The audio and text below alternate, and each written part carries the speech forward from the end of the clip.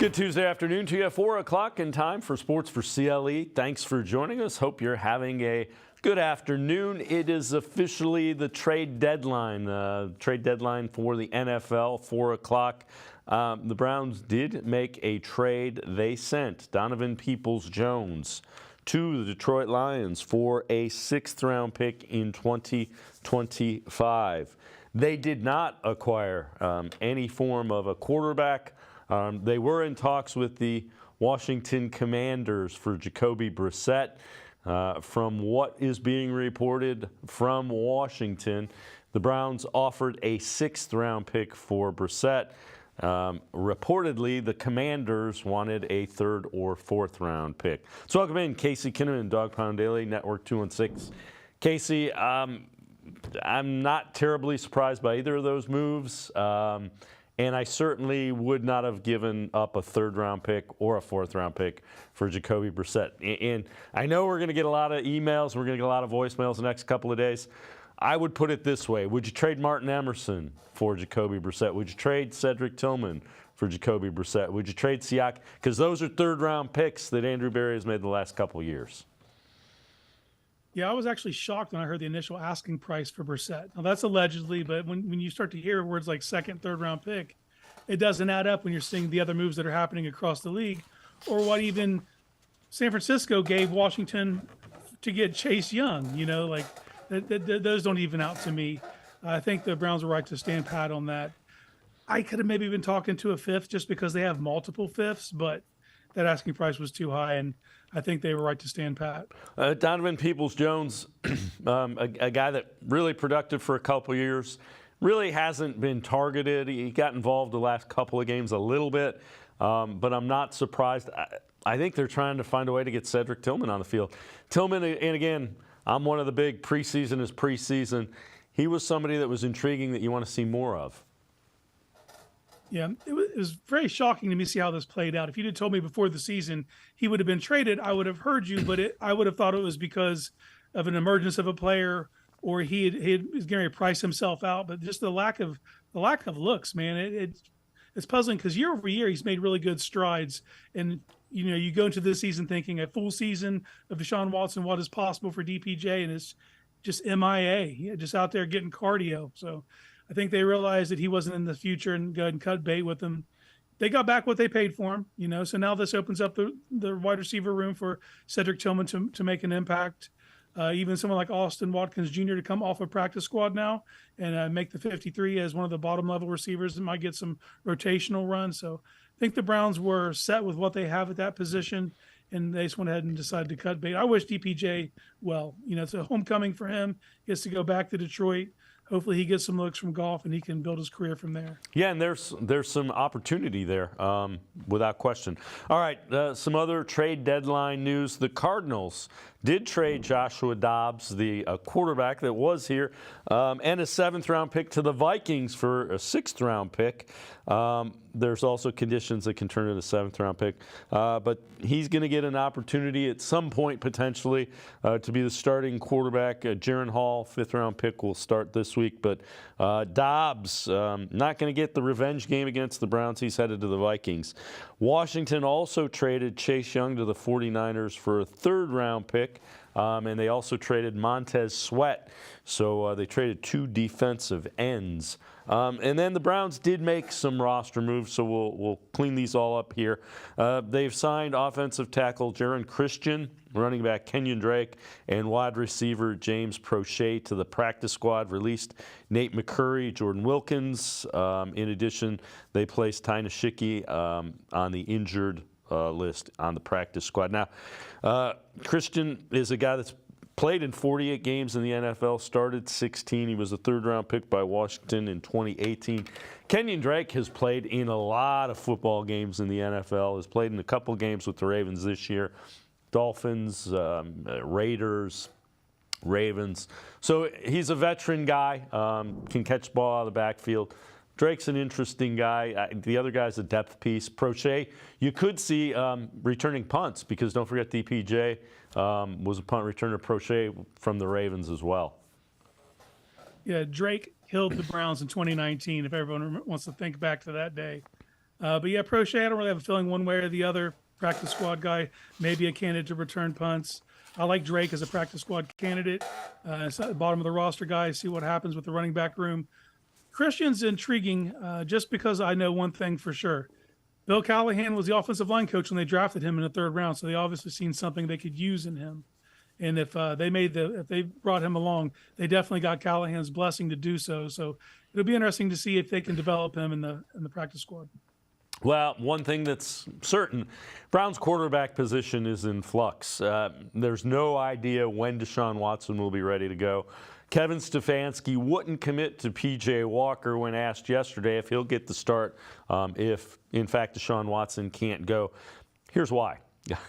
Only 65% of Walker's pass attempts this season have been deemed catchable.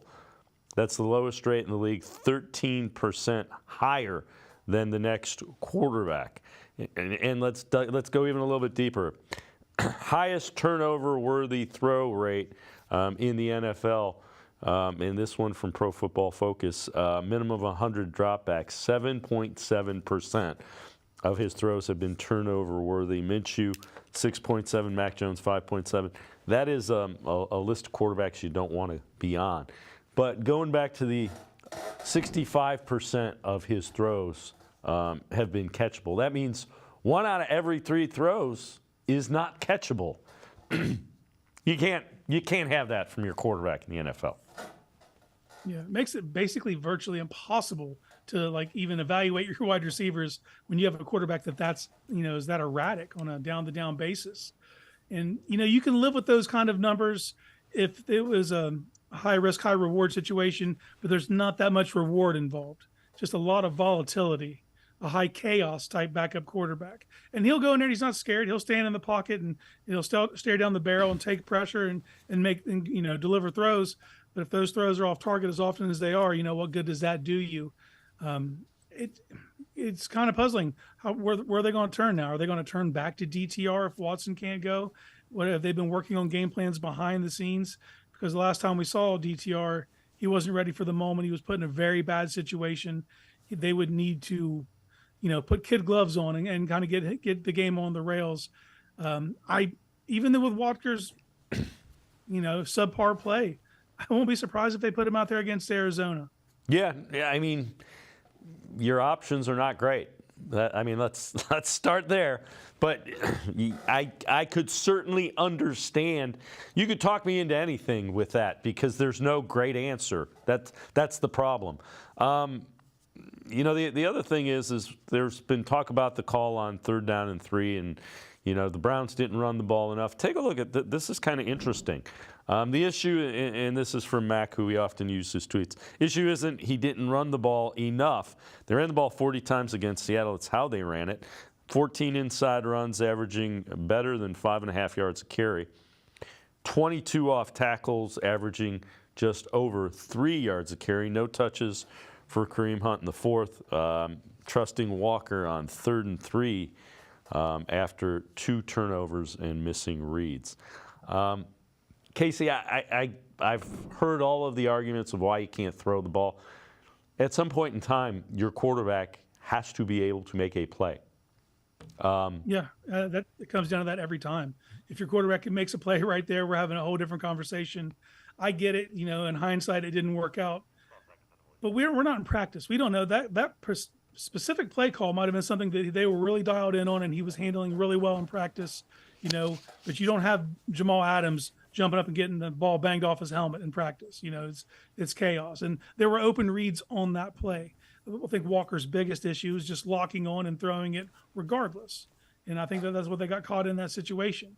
And the lack of use in the 4th quarter of Kareem Hunt is puzzling, but I'm not going to sit here and act like Kareem Hunt was lighting the world on fire. He had 3.9 yards per carry.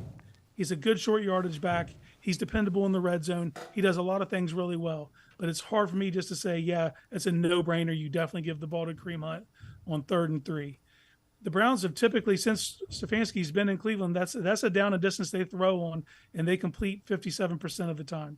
Now, I know you got to take that down when you got someone like Walker in there, but it was an open concept. It was just a bad execution by the quarterback. Yeah, and to be honest with you, Pierre Strong looked the most explosive of their running backs against the Seahawks. So I get why you were giving him the ball a little bit more than you were. Again, I get it. All right, let's head to the voicemail of Truth and Reason. Here's the truth. Andrew Berry needs to fire Kevin Stefanski. Period. Plain, simple, end of discussion. Worst coach in Browns history. Thank you. I disagree, but we always appreciate all of the voicemails and everybody's opinion. I think he's done a really good job. You've got no starting running back, no starting quarterback, missing your starting right tackle. Everybody's banged up. I get people's frustrations. That's a game that was eminently winnable. I think he's done a pretty good job coaching the team. Yeah, I get the emotionality of it, but it feels like selective amnesia when you say that Kevin Stefanski's the worst coach in Browns history. There's a long list of candidates for that one. I think you could go all the way back to 99. If you want to argue Butch Davis, I might hear that argument, but in my opinion, Kevin Stefanski is the best head coach this team has had since they've returned since 99. And that's not a prize, by the way. That is a low bar, but I don't think that he's in danger of people want to run him off. I get it. It didn't work out, so you have to have a scapegoat in place. I could point to a lot of other issues other than Kevin Stefanski.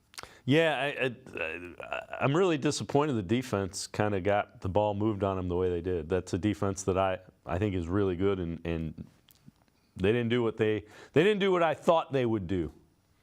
Well, it's a conversation that needs to happen. It's 3 games in a row where the last time they were on the field, they gave up big plays. San Francisco, they got bailed out by a missed field goal. The last time they were on the field against Indy went right down the field and scored until they had that 15-second desperation drive. And it's become a trend now. That is the strength of this team, and you need to be able to lean on it at times, and they need to be able to close games out. And, it's disappointing the offense put them in that position, but it wasn't that short of a field. They still had to go 60 yards, and they went 60 yards pretty easily. Casey Kinnamon from Dog Pound Daily Network 216 and I are going to step aside, take a quick time out. We'll head back to the voicemail of Truth and Reason. Sports for CLE. We'll be right back. Stay with us. This is the 50, 100, 500 scratch-off from the Ohio Lottery, a much cleaner way of winning. We precision-crafted 3 perfect increments of cash, $50, $100, and $500, and created the only game that pays exclusively in those increments, hence the clever name. 50, 100, 500. Ideal quantities for dining foods, clothing wear, or stereophonics. The simplicity is breathtaking. Play 50, 100, 500, and transform how you feel about winning.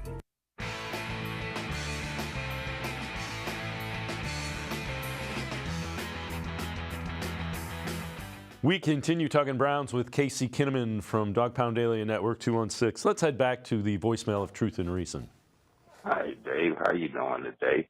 We all know that our defense is maybe top in the league, but the offense, because of the offense, the defense stays on the field too much. It's wearing them down. They're getting injured. Hopefully we can get things cleaned up. I was very disappointed in not running the ball when the clock is your friend. You have to run the ball. The time is important, and that's it. Go Browns.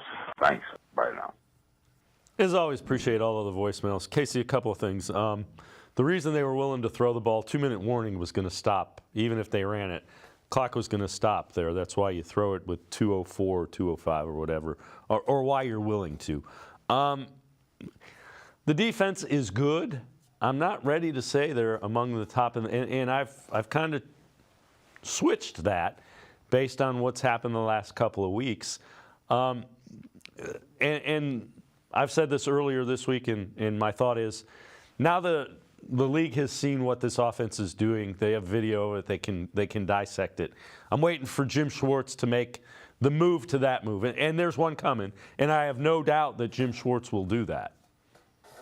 It comes down to consistency, and that's one thing they haven't been. You've had games where they were absolutely incredible and looked like the top defense in the league, and then you'll have a performance like you had on Sunday where you're down 17-7 pretty quickly in that game. The defense didn't have answers, and they figured it out. They put the lid on the jar, and they were able to keep them out of from any scoring opportunities until the very end. they need that unit to be consistent. That has to be what they lean on, especially given their quarterback woes. They have to be able to count on this defense week in and week out. And, that's a tough game, man. That's a tough place to play in Seattle. I get it. But I am actually impressed about the resiliency of this team because they were down quick, 14-0. And a lot of times that's when it would just get out of hand. They were able to get back into it and fight. Now they got to learn how to close out games, and that's on both sides of the ball. Obviously, the offense needs to, but so does the defense. As long as this team can learn how to close out games, they're going to be in a good position when the end of the season comes. All right, let's take a look at this PFF's top 10 interior defensive linemen. So not the edge guys, the interior guys. Dexter Lawrence, 1. Jalen Carter, young guy, 2. You see Aaron Donald is 4. Checking in at 6, Maurice Hurst. He has been that good, and he made the ridiculously athletic play from the defensive tackle position where he tipped up the ball and then got the interception as well. He's been every bit as good as anybody could have hoped him to be. Yeah, the most underrated free agent signing to this point. And it was a lottery ticket, and we all kind of acknowledged it that he had shown that skill, but he's been injured throughout most of his career. And it's like, well, if they could just get adequate play out of him, that's a great depth piece, and maybe that puts an end to just constant searching for this rotation. And he's been every bit of it. Especially on passing downs, he is a menace. And even on that specific play, like I was actually chanting his name at the same time that he jumped into a passing lane, tipped the ball up, and got an interception. Did not have that on my bingo card. But that is a tremendous play by that big man. And I'm so encouraged by what he's been able to do. And even if it's not here, he's playing himself into a large contract. Oh, yeah, without question. This is Week 8 NFL tiers. X-axis, so across, is offensive EPA, up and down is defensive EPA. So defensively, Browns are in the same neighborhood as the Ravens and the Cowboys. Neighborhood you want to be in. Offensively, Steelers, Jets, Giants, Patriots. Really don't want to be in that neighborhood offensively. And again, EPA is expected points per play. So that graphically shows you how much this offense has struggled. I mean, the quarterbacks you're talking are Mac Jones, Daniel Jones, Kenny Pickett.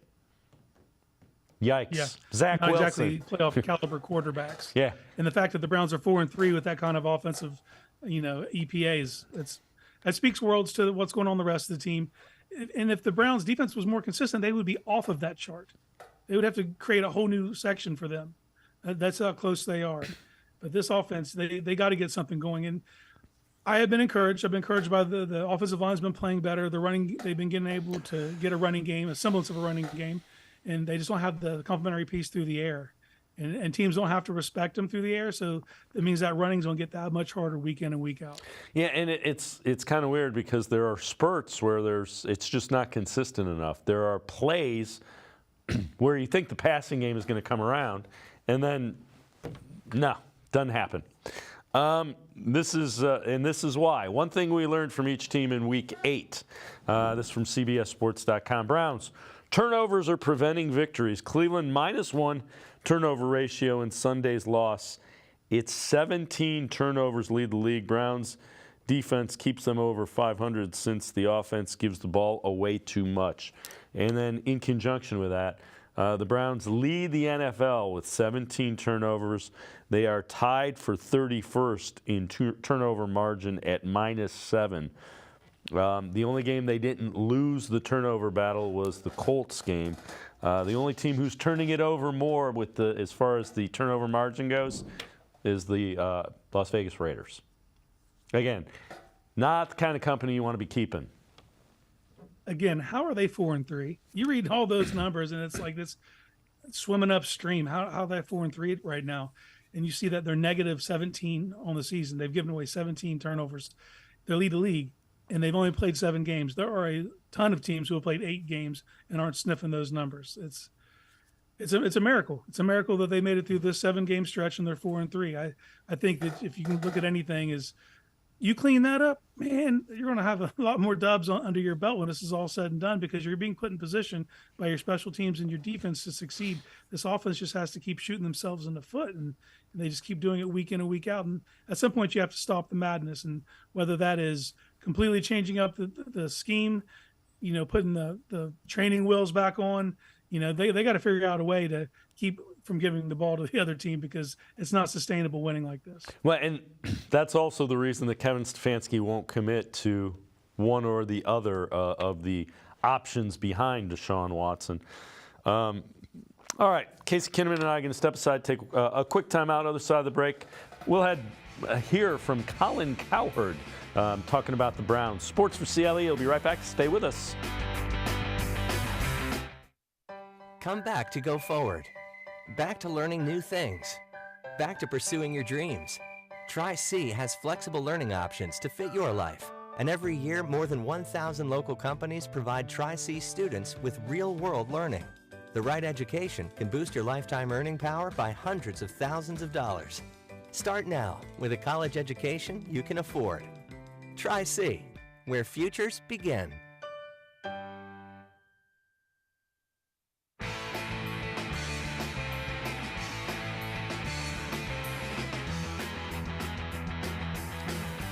We continue talking Browns with Casey Kinnamon from Dog Pound Daily, as well as Network 216. Colin Cowherd from The Herd with Colin Cowherd, talking about the Browns quarterback situation. Desperate businesses do desperate things.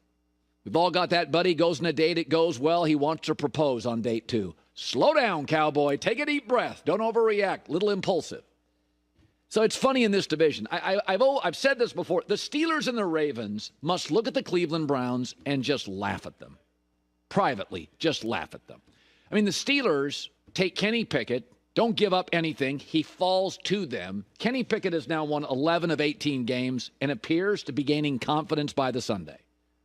Lamar Jackson, they take him in the first round in Baltimore. Sits for the first 10 weeks, I think. Then Joe Flacco struggles. They put him in. He's won 78% of his games since. In fact, he is 19-3 in his last 22 games. What's Cleveland done over the course of time? Reach on Manziel, reach on Baker, and then trade 3 first-rounders for a quarterback with legal issues that hadn't played in a year and a half. Shocking. $230 million guaranteed, a $64 million cap hit next year, and his current passer rating since he's been a Brown, 79. Cleveland did this to themselves. And I know you can't stand me, but I was right on Manziel, right on Baker, and I'm right on Watson. Poorly run businesses do it to themselves. Casey, 79 passer rating is higher than Kenny Pickett's. Go look it up. If you're going to thump your chest about Kenny Pickett falling to you with the Steelers, I'd be real careful. I might force you to watch a game with him playing quarterback. Yeah, as far as them laughing privately at the Browns, I wonder if they think privately to themselves about Kenny Pickett being their starting quarterback. I don't think they're as thrilled as Colin thinks they are. And for him to act like there wasn't 12 other teams trying to get Deshaun Watson is laughable. Like we were just the one gullible sucker who couldn't wait to get him. Like there was a line. We jumped that line. Like that's what they did. That's what they had to do to get Deshaun Watson. So it's all revisionist. It hasn't worked out great to this point. There's no doubt. There's no arguing that.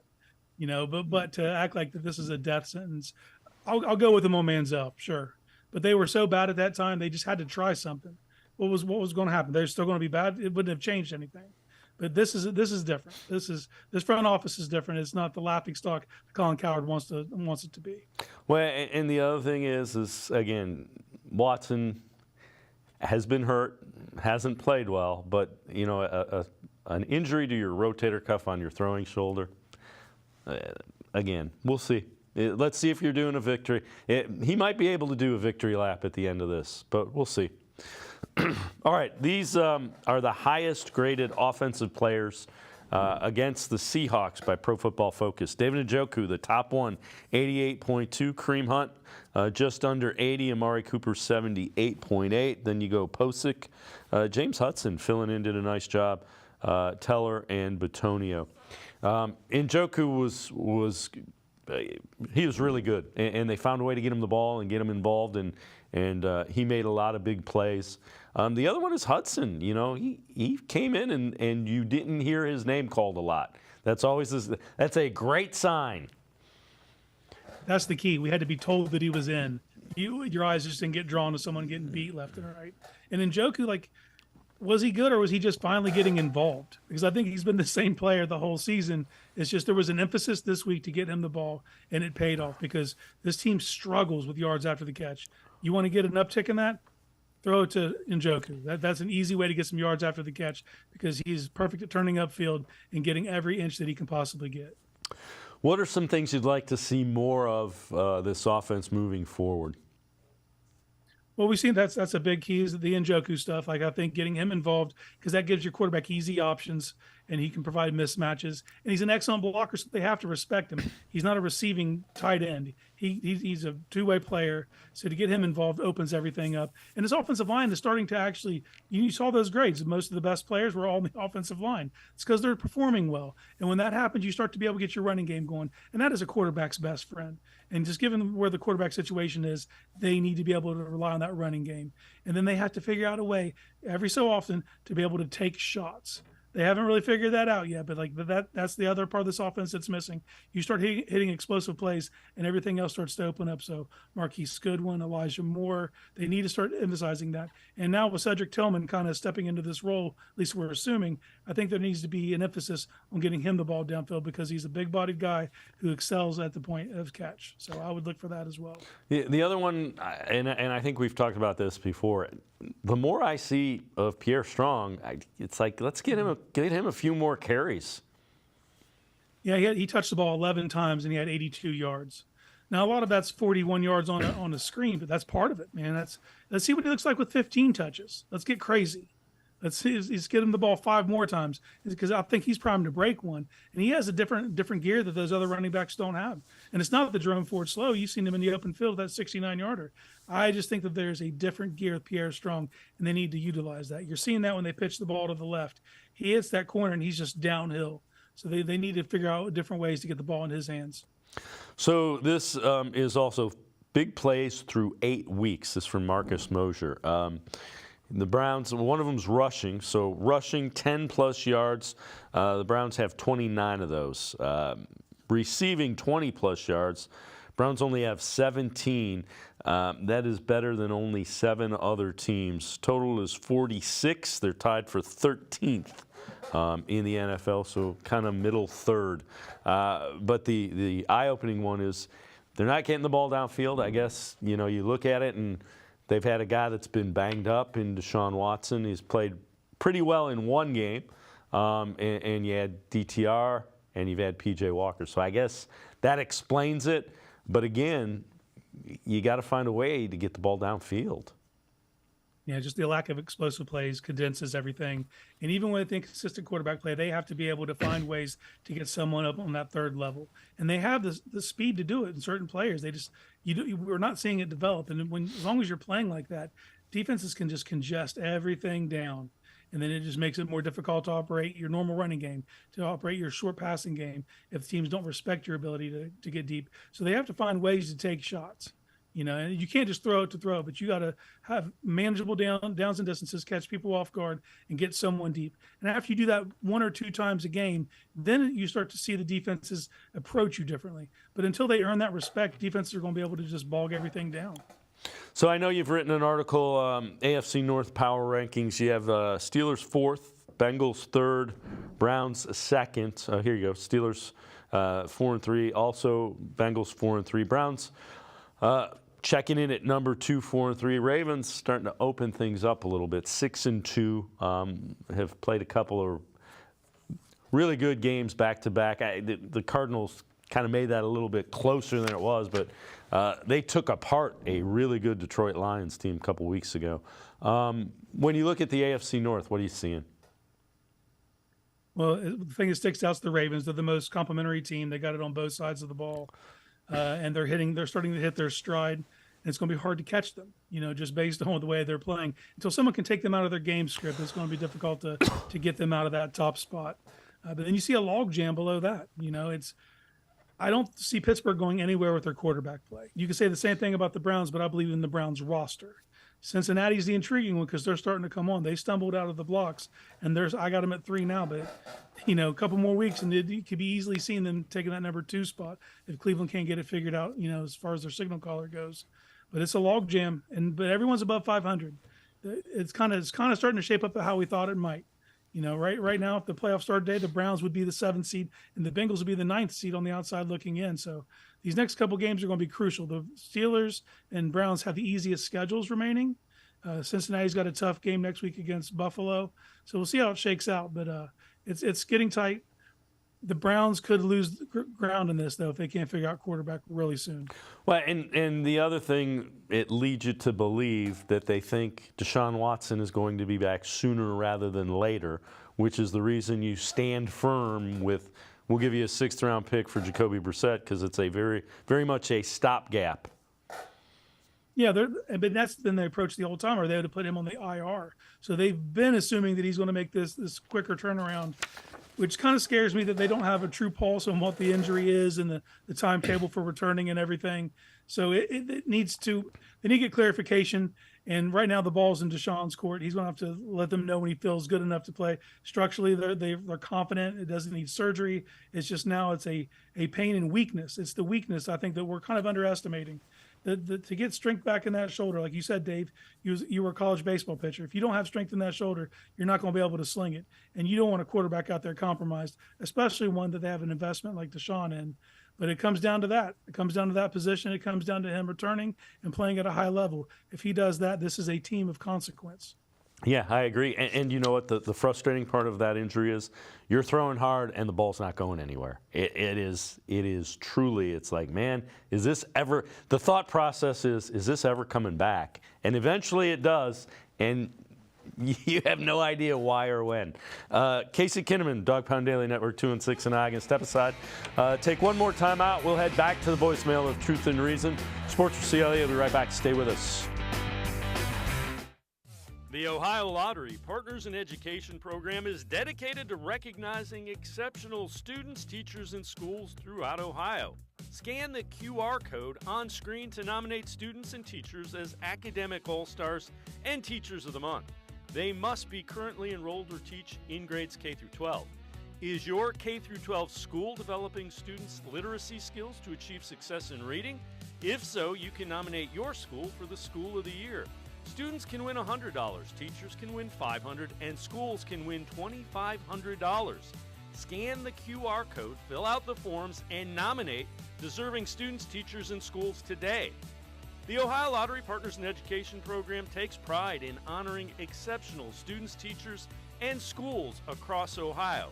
Submit your nomination today. It's fun, fast, and free.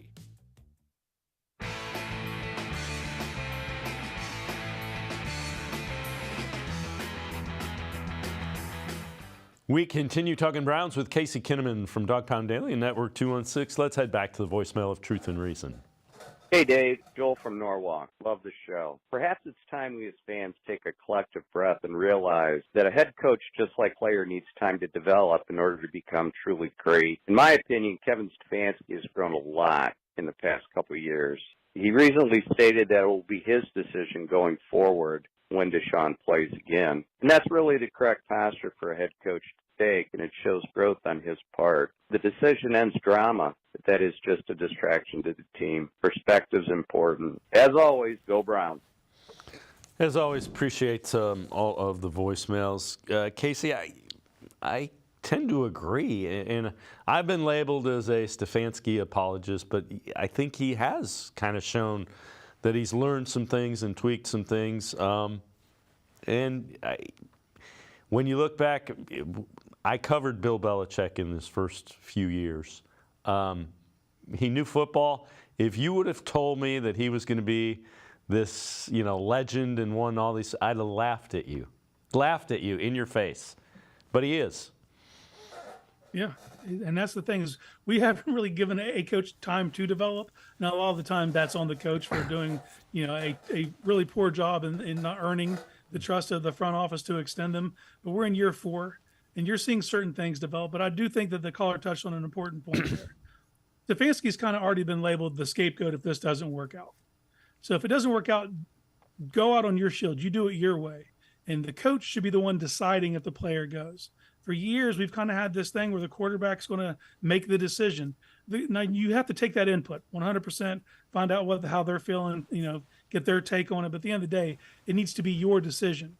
Now, you can label that however you want when you talk to the media. It doesn't matter to me. But behind closed doors, we keep talking about that adult in the room. The adult in the room has to be the head coach, and they have to be the one that makes those final decisions. Because if you're going to get fired over the result, at least let it be your decision. Yeah, absolutely. All right, so this coming from Ian Rappaport. Barring a significant change of plans, Cardinals rookie Clayton Tune is expected to start this week, sources say. Kyler Murray, they're kind of ramping him up. He may play. Didn't appear on as an injury designation last week and hasn't this week. But next week is more likely for Murray than this week. Having said that, doesn't matter who the Cardinals, doesn't matter which of those guys the Cardinals put at quarterback.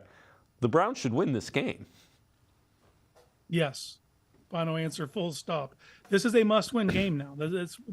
You have to win the games you're supposed to win, and this is set up for you to win at home. You're probably getting a rookie quarterback. Now, I have some concerns about what that rookie quarterback can do because I took a good look at him in college, and he has an interesting skill set, but that doesn't matter. He's a rookie. Treat him as such. Jim Schwartz needs to stay aggressive, get in this young kid's head, and the defense dictates. If the defense that shows up against San Francisco shows up against Arizona, honestly, they probably shouldn't get in the red zone, but it all depends on the consistency and the mental approach that you take to playing a team that you're supposed to beat. You have to be able to get up for those moments. And sometimes that's where you see a drop in consistency, is sometimes teams just think they can roll their helmet out there and get away with it. It's the NFL, man. You got to bring it every week. And if the Browns defense brings it this week, Arizona's in trouble. Yeah, and again, James Conner, their main running back, is that. So they are as beat up, if you will, as the Browns. What do you look at? Who scares you from the Cardinals? What are some of the things that you think are keys? Scare? Nobody. Nobody on the Cardinals scares you. That's just where they're at. This is a white flag team, in my opinion. They're just trying to get through the season and get their draft picks and build for next year. That's the reason that you trade a quarterback who's been keeping you in games for one that's probably going to struggle to win as a rookie. And they may play Kyler Murray later in the year. I wouldn't, but they may do it just to shop his wares and see if they can get an interest from another team. Because if they end up with the top 5 pick, they're probably taking a quarterback. But you look at this team, nothing really scares you. But that's why this is a trap game. Because on paper, you should roll right over them. But we know it's never that easy in Cleveland. All right, let's take a look at this future schedule chart. This is from Pro Football Focus. X-axis, defensive strength of opponents. Y-axis, so up and down, offensive strength of opponents. So you look at it, that quadrant where the Browns are right on, that's the easiest schedule coming out. Colts have it easier, but you look over and the Bengals and the Steelers and even the Ravens have significantly tougher schedules than the Browns. And again, the next 4 even are eminently winnable. You've got you got the Cardinals, then you got the Ravens, you have the Steelers, and you have the Broncos in Denver. And again, you find a way to you should get 3 of those. You find a way to get 3 of those, you're in pretty good shape. Yeah. If they win this one, they're going to finish this 4-game stretch 3-1. And that's got to look at it in quarters. You kind of got to segment everything out. And if you look at that strength of schedule, the only other team in that quadrant that should be competing for a playoff spot, maybe the Chargers. Other than that, you're the only team in that quadrant that should be competing. You got to take advantage of those. You got to take advantage of the weaker opponents and don't apologize for your schedule. But going into the year, you might think a game looks tough, but it's the way it's shaping out. Your division games are your toughest games left. Everything else you should be winning this year. And the AFC North has beaten up each other and done very well outside of the division. Yeah, I look at the game at Baltimore. That's a tough one. I think that's your toughest remaining game. But these division games are rough. Even if you should win, we all know sometimes you don't. So it's about taking care of business. But you'd be hard pressed to convince me that Vegas isn't going to have you favored in 3 of these next 4 games. Well, as it stands, there's and we did this yesterday. The gap between 7 and 8, it's the Browns, and this is the betting line, if you will. Browns are the 7th. best team in the AFC, 7th best odds to make the playoffs. 8th is the Steelers, and there's a significant drop-off. So right now, everybody feels like they are a playoff team. Now it's up to the Browns to go out and close it out and get some distance between them and the rest of the AFC. Yeah, and they got that pecking order without quarterback play. They got that just treading water at the quarterback position. They figured the quarterback position out. Then all of a sudden, that road becomes much wider. You have a much bigger runway to get to the postseason. So I tread water until you have to. I think you can get by this week with Arizona doing that, but they need Watson to come back and get to form before they get to these divisional games, and they really have to start hitting their stride, as we get towards Thanksgiving. Casey Kinnamon from Dog Pound Daily Network 2 and 6, as always. Great stuff. Appreciate the time and the insight. Thanks very much, Casey. Hey, anytime. Thanks for having me. Casey Kinnamon, make sure you check him out, Dog Pound Daily, as well as Network 216. We're going to step aside, take a quick timeout. Other side of the break, Tim Bielik from the Plain Dealer and cleveland.com. Straight ahead. Stay with us. Come back to go forward. Back to learning new things. Back to pursuing your dreams. Tri-C has flexible learning options to fit your life. And every year, more than 1,000 local companies provide Tri-C students with real-world learning. The right education can boost your lifetime earning power by hundreds of thousands of dollars. Start now with a college education you can afford. Tri-C, where futures begin. This is the 50, 100, 500 scratch-off from the Ohio Lottery, a much cleaner way of winning. We precision-crafted 3 perfect increments of cash, $50, $100, and $500, and created the only game that pays exclusively in those increments, hence the clever name. 50, 100, 500. Ideal quantities for dining foods, clothing wear, or stereophonics. The simplicity is breathtaking. Play 50, 100, 500, and transform how you feel about winning.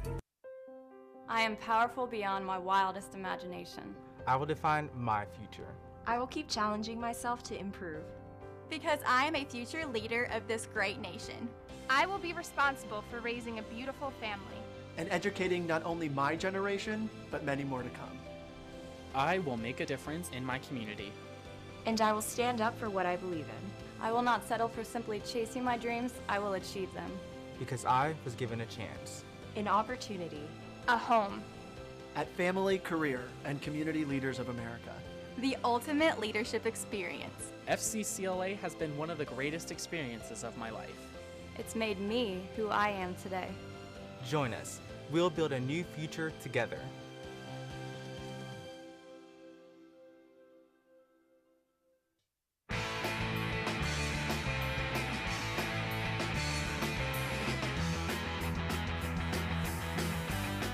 We continue talking Browns on Sports4CLE. Colin Cowherd from The Herd with Colin Cowherd, talking about the Browns as a franchise and their approach to Deshaun Watson.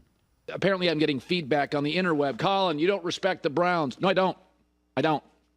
When I, as a talk show host, can say, yeah, Manziel, Baker's not going to work. Watson, I'd be very careful. Like, I get in the AFC. I understand. You look at Mahomes, you look at Burrow, you look at Allen, you look at Lamar. Like, I get Trevor Lawrence, Herbert. I get it. I get why you do that. But it's like, is it any coincidence it was Cleveland? And now we've got a tear. He's not playing. Maybe it's karma. Like,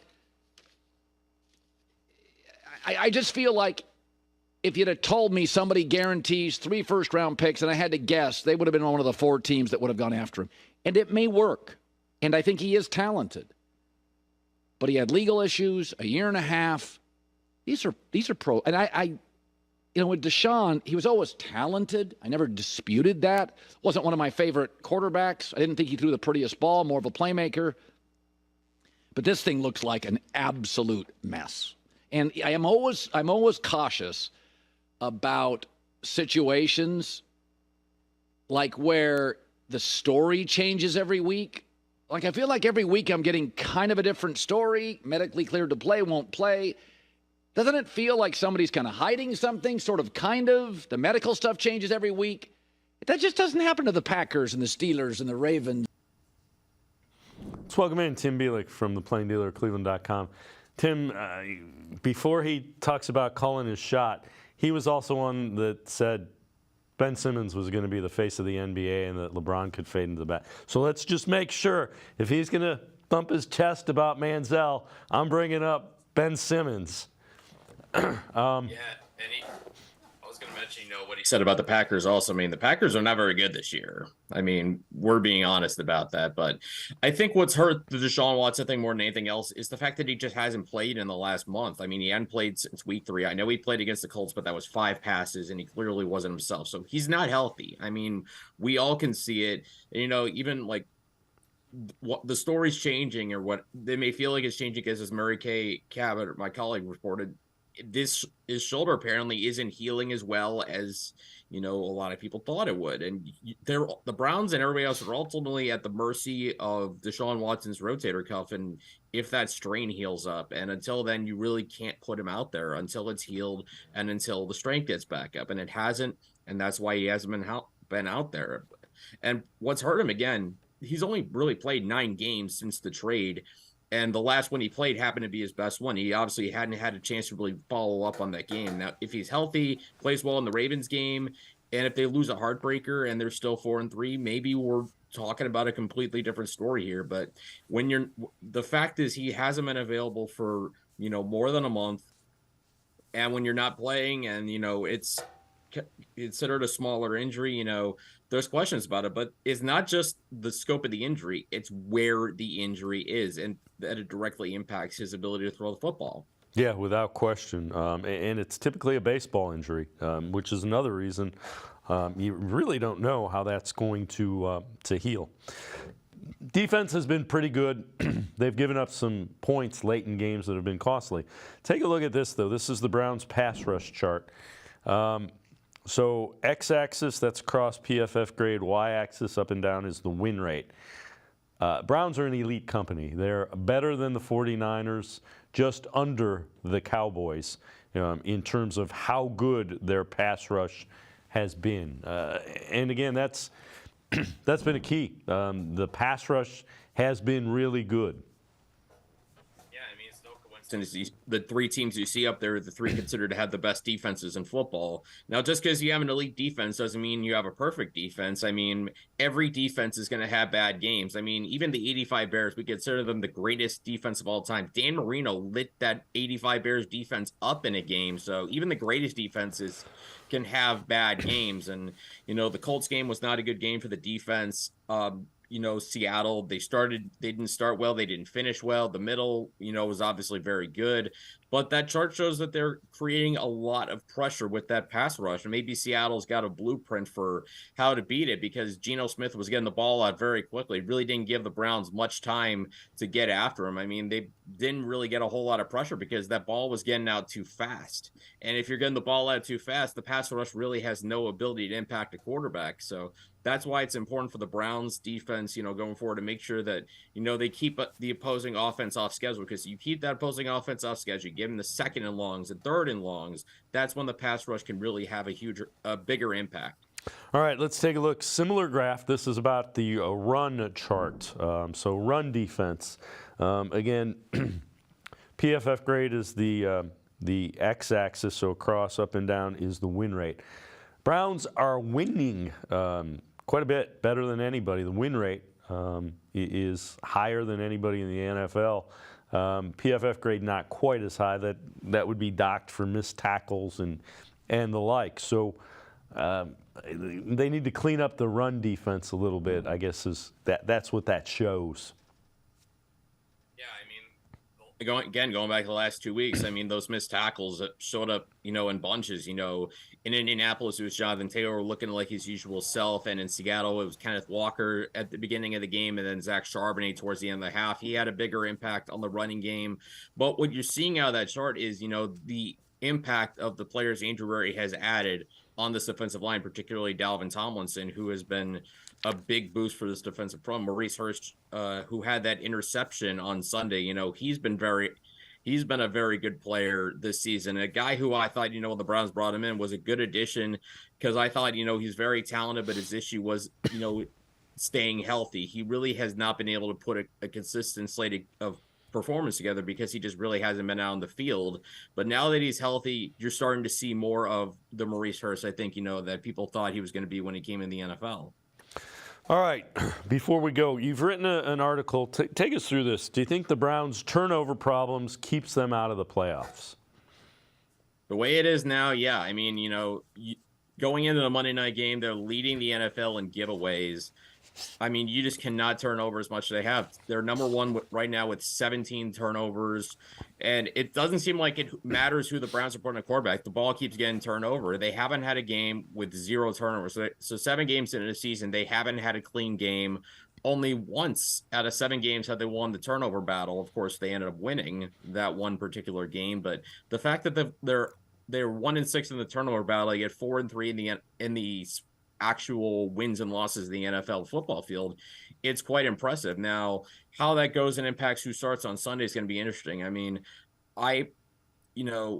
whether they go back to PJ Walker, I'm curious about, because as I wrote, he kind of committed the unforgivable sin, which is turning the ball over in the final 2 minutes. You can argue about, should Kevin Stefanski made that play call or not? It's still up to the quarterback to make sure he doesn't throw the football away there. And he threw it right into the blitz lane. Obviously, bad timing, off the helmet of Jamal Adams or whatever. But the reality is the Browns have turned the ball over too much. And I also referenced this in my Fact or Fiction. Andrew Berry at the bye week mentioned, how a big priority for this football team has to be ball security. Since that press conference, they've turned it over 7 times. And if it weren't for, 3 wiped out turnovers in Indianapolis, that number would be 10.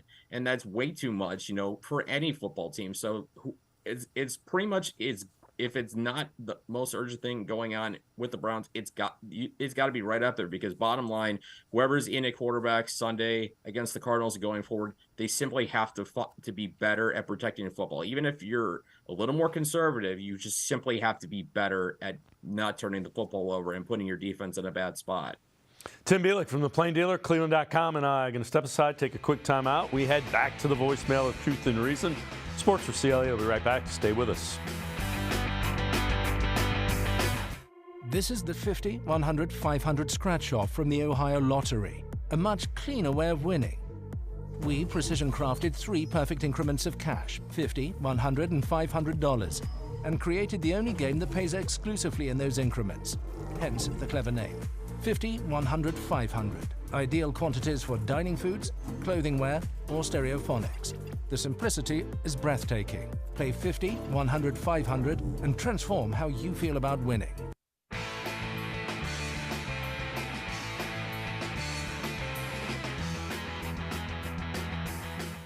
We continue talking Browns on Sports4CLE with Tim Bielik from the Plain Dealer and cleveland.com. Let's head back to the voicemail of Truth and Reason. Hey, Dave. Mike here. First time caller, long time listener. Just wanted to address the regime fan. Jimmy hasn't redeemed himself, in my opinion.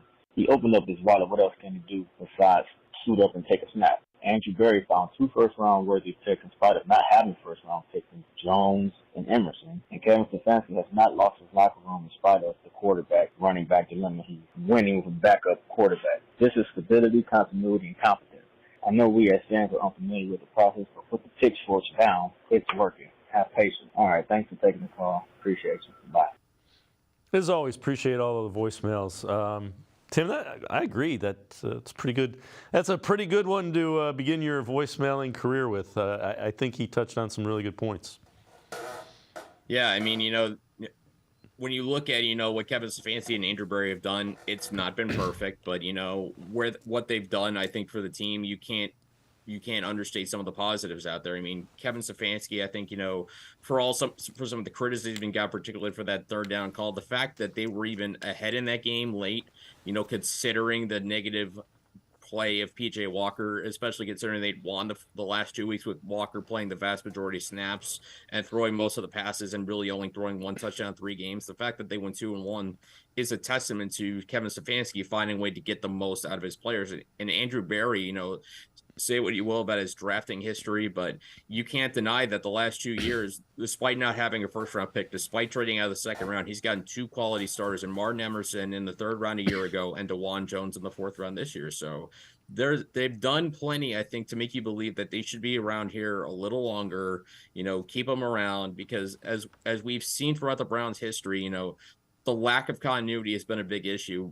Probably more important than that is, the idea of not having continuity for the sake of continuity, to have guys around because you don't want to fire any more head coaches or GMs. You have to have the right guys in place. I think Stefanski and Berry have done enough to kind of keep them around a little longer. All right, you wrote an article, 3 things to know about the Cardinals. We'll run through them and then talk a little bit about them. Homecoming for multiple Cardinals, although Joshua Dobbs no longer part of that. Early season buzz has worn off, and the run game powers the Arizona offense. So take us through that. Well, number one, you kind of alluded to it, that it was expected to be a homecoming, and, obviously some of that's worn off with Josh Dobbs getting traded from the Cardinals to the Vikings. Obviously, Jonathan Gannon even saying, the day before the trade that Dobbs wasn't going to start was interesting, because he had started all 8 games. He hadn't been great, but he'd been, at least, a solid, player. Granted, hasn't made enough winning plays to really do much for the Cardinals. I mean, they're 1-7, but I thought he did at least a solid job in Arizona. As far as the other connections, Cardinals offensive coordinator Drew Petzing, remember he was on Kevin Stefanski's staff for the last couple of seasons, and Jonathan Gannon, their head coach, who I just referenced, a St. Ignatius alum. So it could be an interesting return, back to Cleveland with those guys. So going to number 2, there was some interesting buzz about the Cardinals. People thought they were going to be the worst team in the league, but then, they have a tight game against Washington. They race out to that huge lead against the Giants. They beat the Cowboys in week 3. Then you're sitting there and you're thinking, maybe they're not that bad. But then, they've fallen back down to earth. They've lost 5 straight games. And Sunday's game, that loss to Baltimore, is the only one of the 5 where they've lost by single digits. Their defense has not been good. They're 30th in opponent quarterback rating, 25th in run defense, 26th in scoring defense. And that's not a surprise. The Cardinals were coming into a massive rebuild entering this season with Monty Ossenfort, the new general manager, trying to kind of rebuild the problems that were left behind. So it's no surprise that, they're kind of in the beginning stages of this build, and they need more picks. They need more drafts, more time to really to show themselves. And I think, unfortunately for them, it just kind of showed in just, them not performing well. But number 3, and this will probably also take a hit also without Josh Dobbs being in the line, the Cardinals have actually been pretty good at running the football. 7 of their 8 games have gotten 100 yards rushing, and the only time they didn't was when they had 96 yards in week 1 against Washington.